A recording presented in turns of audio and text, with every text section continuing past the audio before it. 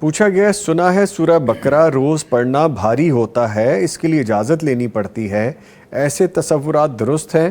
یہ ہے آپ کے بزنس کی مین لائن کہ اگر آپ نے بغیر حضرت صاحب کی اجازت کے کوئی وظیفہ کیا تو آپ کو الٹا پڑ جائے گا، اچھا فائدہ ہونے کی بجائے نقصان ہو جائے گا، آپ کے گھر میں جن آ جائیں گے، یہ ہو جائے گا، وہ ہو جائے گا۔ تو یہ بزنس کی آپ کی پراپرٹی، آپ نے پبلسٹی کا ایک بہترین ہنر ہے۔ تو وہ لوگ جو بزنس کرتے ہیں وہ اس طرح پھر وظیفے بیچتے ہیں۔ تو آپ کو فلاں چیز کے لیے وظیفہ چاہیے، آپ کو اجازت چاہیے، اتنے پیسے بھیج دیں اور وظیفہ لے لیں۔ اگر آپ نے بغیر اجازت کیا تو خوفناک نقصان ہو جائے گا۔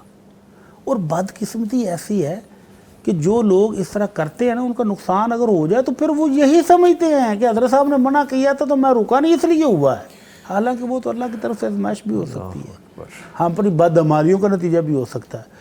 تو اللہ کے رسول صلی اللہ علیہ وسلم کا دین، آپ کی بتائی ہوئی دعائیں، آپ کے بتائے ہوئے وظائف ساری امت کے لیے فری ہیں، نہ کسی کی اجازت کی ضرورت ہے، نہ کسی کو فیس دینے کی ضرورت ہے۔ البتہ آپ خدمت کے طور پر اپنے استاد، اپنے بزرگ، اپنے بڑے کو تحفے میں کچھ چیز دیں تو وہ الگ چیز ہے، لیکن اس کے لیے باقاعدہ اجازت لینے کی قطعاً کوئی ضرورت نہیں۔ اور سورہ بقرہ روزانہ روزانہ 10 بار بھی پڑھیں، کوئی باری نہیں ہے، کوئی نقصان نہیں ہے، کیونکہ آمنہ کے لال صلی اللہ علیہ وسلم کا فرمان ہے ان اخذھا برکہ، جو سورہ بقرہ کو پڑھتا ہے، عمل کرتا ہے، اس کو برکت ملتی ہے۔ تو ایک طرف امام الانبیاء کا فرمان عالی ہو اور دنیا میں جہان کے دوسرے بندے سیر پر کرے ہوں اور کہہ رہے ہوں کہ بھاری ہے، نقصان ہو جائے گا، تو ان کی قول کی کوئی اہمیت، کوئی حیثیت ہی نہیں ہے۔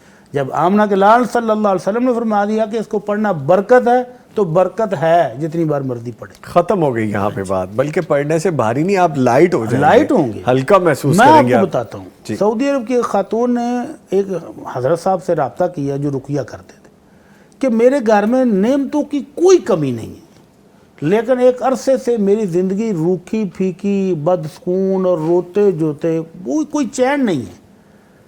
تو انہوں نے کہا علاج، انہوں نے کہا جی دنیا جہان کے ٹیسٹ کروا چکی ہوں، سب کلیئر ہے، اس کے باوجود چین نہیں ہے، سکون نہیں ہے، خوشی نہیں ہے۔ جی تو انہوں نے کہا آپ کا علاج یہ ہے کہ آپ تہجد کے ٹائم اٹھ کر سورہ بقرہ کی تلاوت کریں، نفلوں میں جتنا آپ آسانی سے پڑھ سکیں۔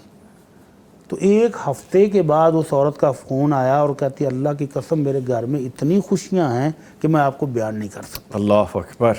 تو یہ سورہ بقرہ پڑھنے سے امن آئے گا، سکون آئے گا، چین آئے گا، سار گھومے گا، نہ جن آئیں گے، نہ نقصان ہوگا، بلکہ سب کچھ تو ختم ہو جائے گا، سب برکت ہی برکت برکت آ جائے گی۔